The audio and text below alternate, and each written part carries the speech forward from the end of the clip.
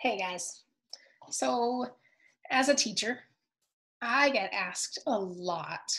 Mrs. Gibbons, why do we have to learn this? Especially, I hear it the most often. I know many of you are going to think I'm going to say math, but that's not true. I hear this the most often in history class. Mrs. Gibbons, why does it matter? Why do we have to know this? So I'm going to take a perfect opportunity of current events today in the United States, here, June 1st, 2020, to explain to you why it's important to know history. So there's this really famous saying, those who don't know history are doomed to repeat it. So that's why you need to know history. But let me go through and explain. There's a saying, quis custodiae ipsis custodis. That's Latin. It's from a Latin satirist named Juvenal.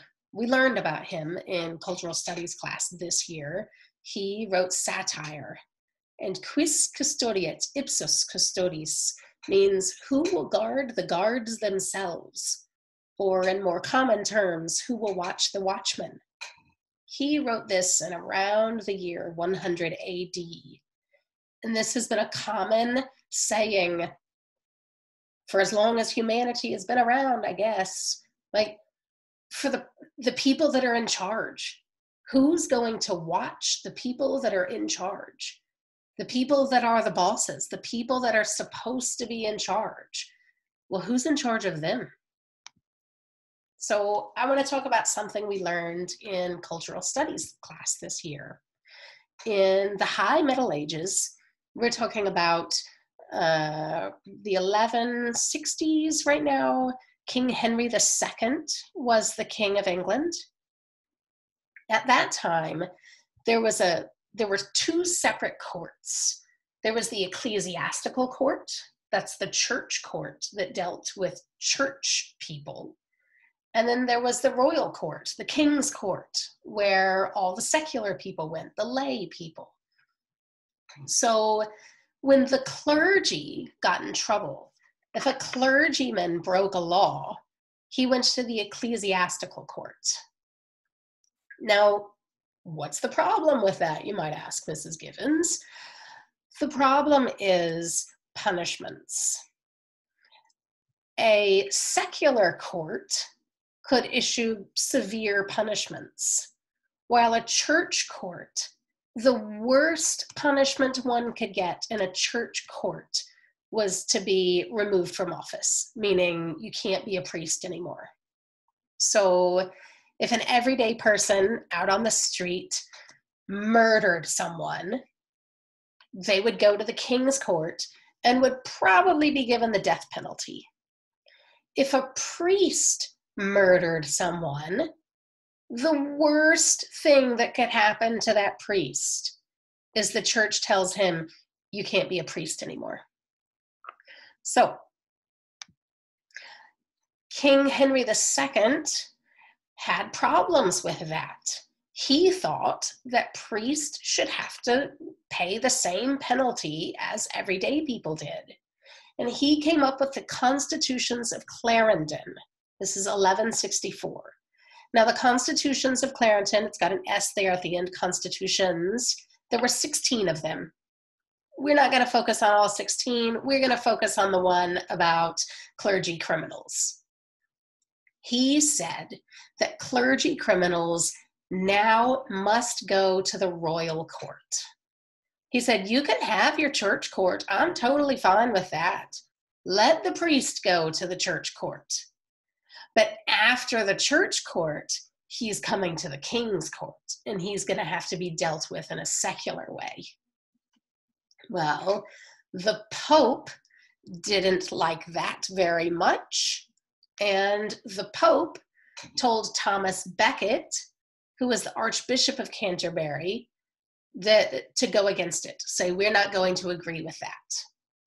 The Archbishop of Canterbury was the most important religious official in all of England, who coincidentally used to be really, really good friends with King Henry II. They were buddies. So he disagreed with it, and he said, no way, we're not going to do that.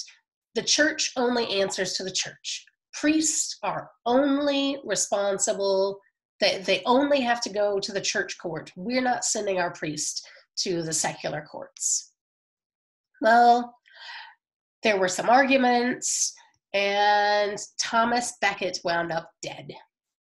So there's a famous saying, there's a famous phrase, King Henry II probably didn't really say this, but in books it says, he says, "Will no one rid me of this turbulent priest?" And 4 of his guards took those words very seriously and went and killed Thomas Becket.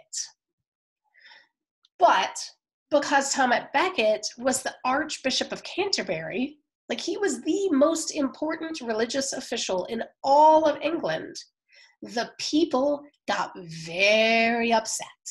The people were really, really angry.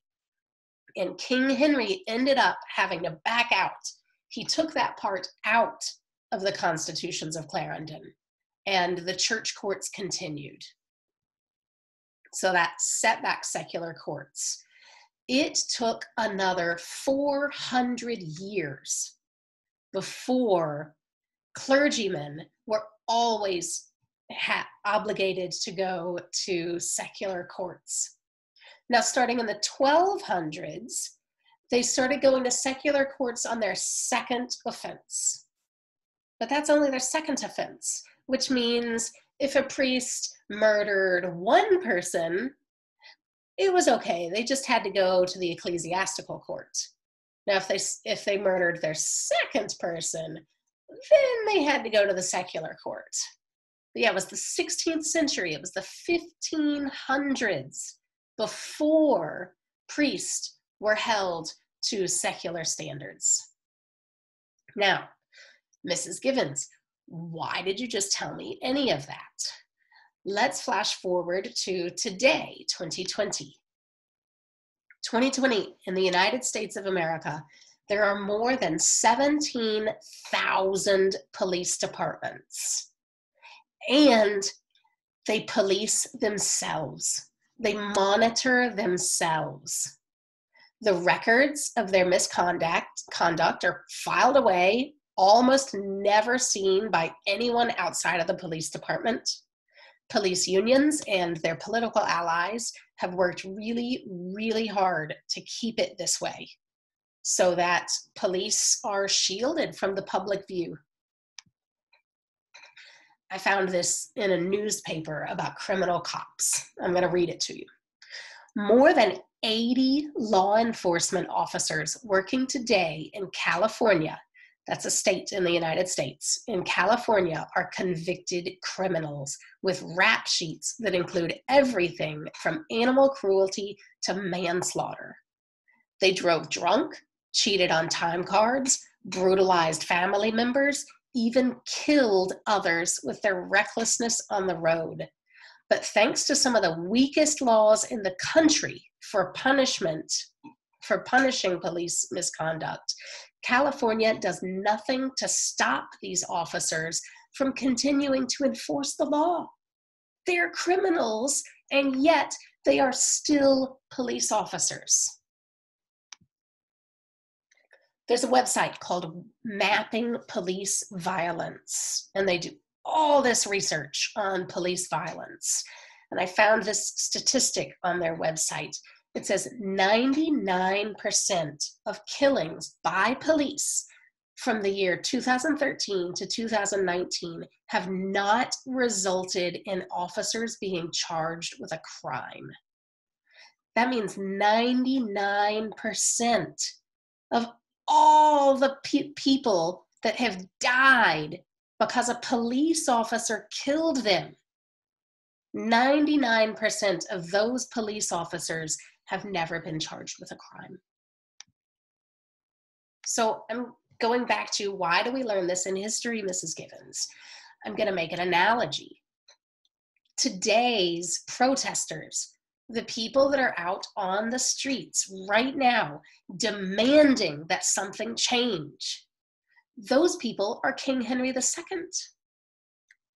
The police are the criminal clergy. The police departments are Thomas Becket saying, no, no, no, no, no, no, no, they're fine. The police only have to report to us. And the people are saying, no, enough is enough. Something has got to change. So for someone that studies history, they would be able to see these people on the streets and understand what they're upset about, why they're angry. And they'll be able to think about all these different times in history that something like this has happened. This is only my one analogy. There are so many analogies. I talked about this one because this is what we learned in class this year. We talked about King Henry II. We talked about Thomas Becket. And so I'm making an analogy for you. These people that you see in this picture here, they're out on the streets. They are King Henry. They're saying, something's got to change. These people have to be held responsible at a higher level than just the police office itself.